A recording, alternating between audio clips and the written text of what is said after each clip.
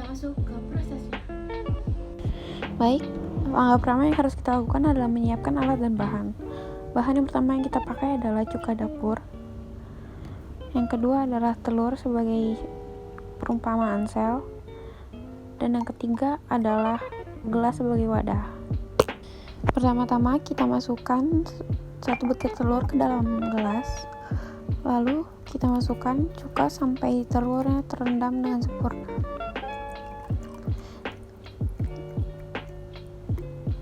Setelah menjadi seperti ini, kita diamkan selama 2 hari dan mari kita lihat perkembangannya selama 2 hari.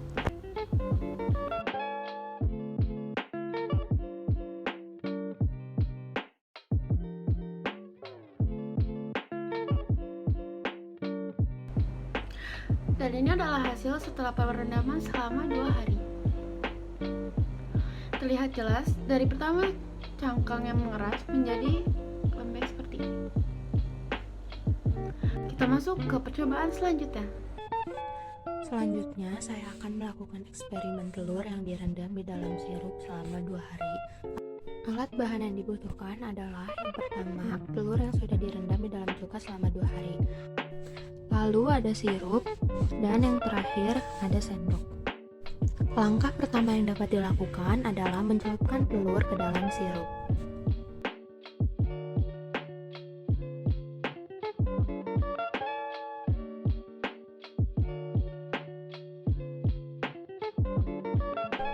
Setelah itu, tahan telur menggunakan sendok agar telur tidak naik ke atas permukaan sirup.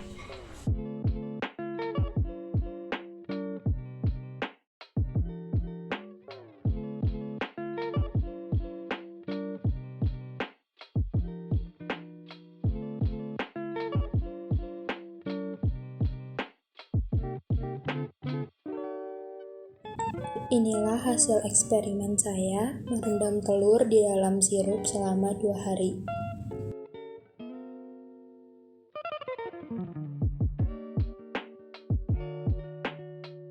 Setelah 2 hari direndam dengan air gula, ini kita buang dulu airnya untuk digantikan ke step selanjutnya. Kita cuci dulu.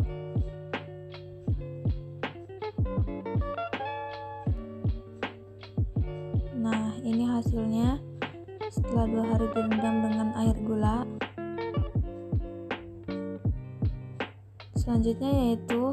Step selanjutnya yaitu kita masukkan air secukupnya. Lalu kita berikan pewarna secukupnya. Di sini pakai warna merah. Kita aduk dulu.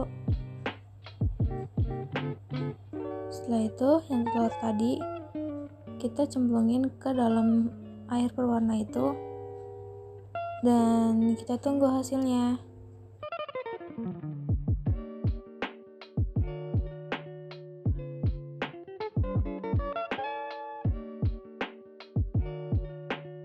Ini adalah hasil selama kurang lebih 48 jam perendaman menggunakan pewarna makanan.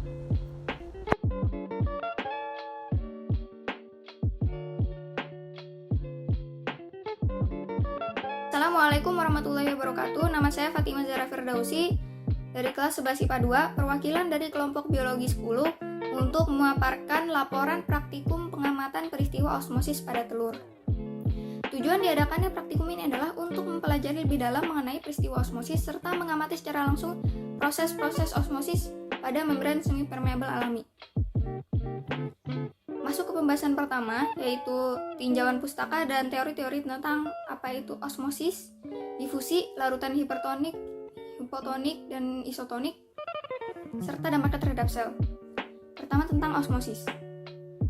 Osmosis, menurut Retnani Ngati Dewi dalam bukunya pada tahun 2012, osmosis adalah proses perpindahan molekul-molekul zat pelarut dari larutan dengan konsentrasi rendah atau hipotonik ke larutan dengan konsentrasi tinggi atau hipertonik melalui selaput semi permeabel.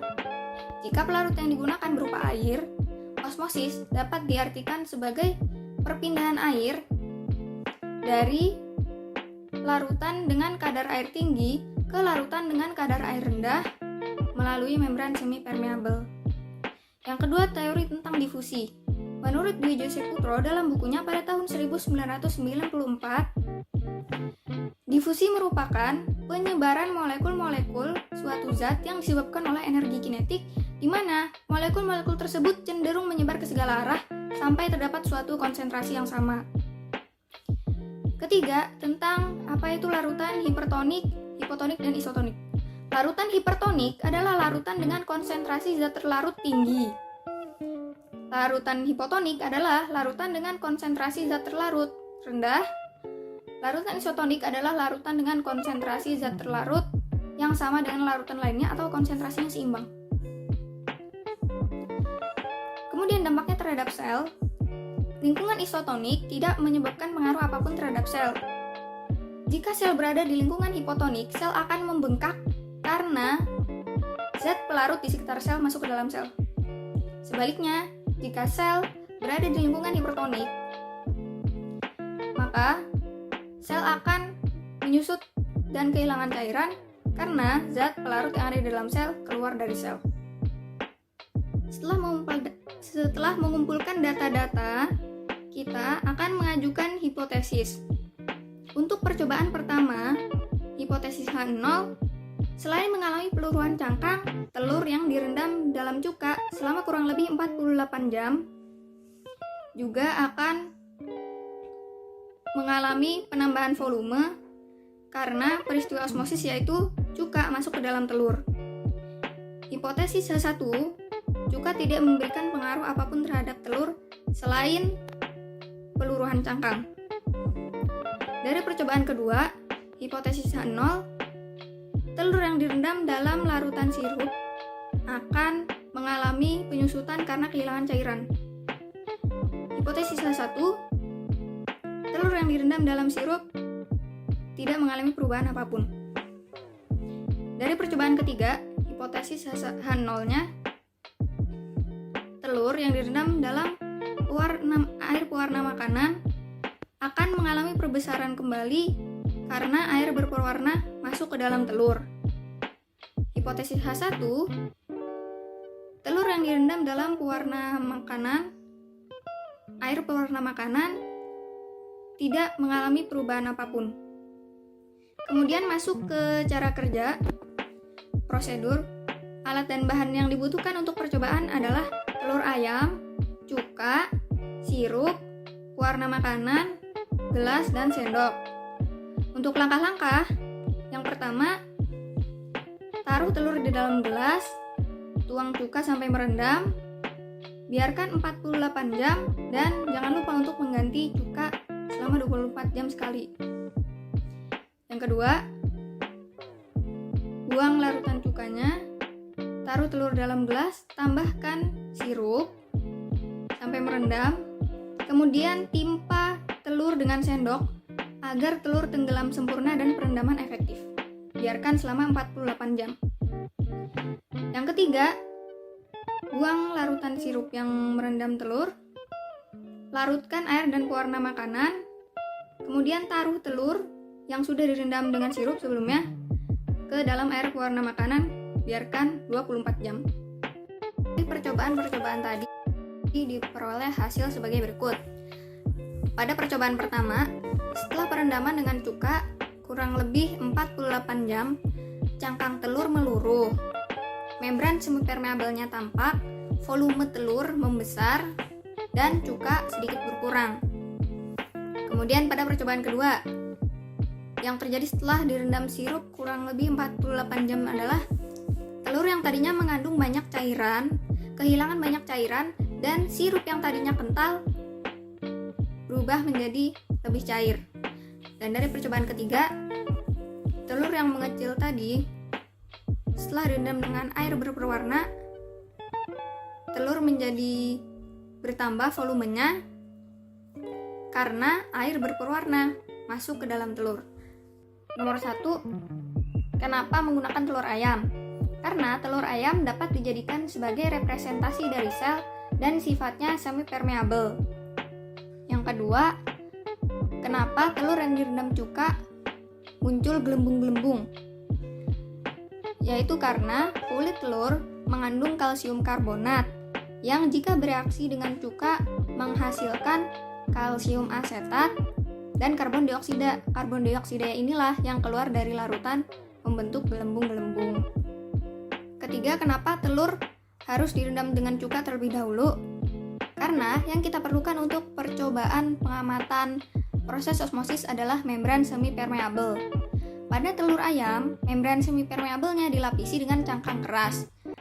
Maka kita memerlukan asam asetat dari cuka untuk meluruhkan cangkang telur yang mengandung kalsium karbonat, sehingga yang cangkang hilang dan yang tersisa tinggal membran semi-permeabelnya. Pertanyaan keempat, mengapa direndam dalam sirup gula? Yaitu untuk mencermati kondisi sel jika berada di lingkungan hipertonik. Dan mengapa direndam dalam air berwarna? Untuk merepresentasikan kondisi sel yang berada di lingkungan hipotonik.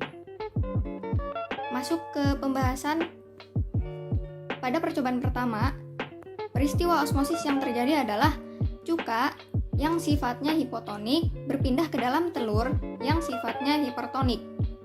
Melalui membran semi-permeabel, volume telur membesar dan cuka berkurang. Cangkang telur juga meluruh. Itu artinya cuka masuk ke dalam telur. Hipotesis H0 untuk percobaan 1 diterima dan hipotesis H1 ditolak.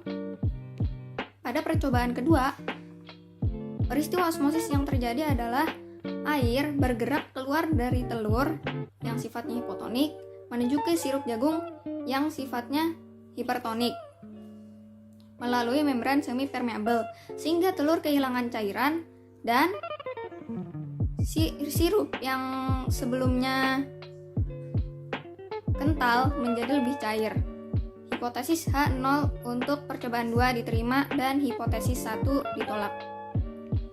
Pada percobaan ketiga ada satu contoh peristiwa difusi, yaitu melarutkan pewarna makanan ke dalam air. Lalu, peristiwa osmosis yang terjadi adalah telur yang mengecil karena kehilangan zat pelarut setelah direndam sirup mengalami peristiwa osmosis berupa air berperwarna masuk ke dalam telur sehingga volume telur kembali membesar. Hipotesis H0 untuk percobaan ketiga diterima dan hipotesis H1 ditolak. Kesimpulan dari percobaan-percobaan tadi adalah 1. Adanya perbedaan konsentrasi antara cairan di dalam dan di luar telur menyebabkan terjadinya osmosis. Kedua, osmosis adalah proses perpindahan zat pelarut melalui membran semi-permeabel dari kondisi hipotonik ke hipertonik.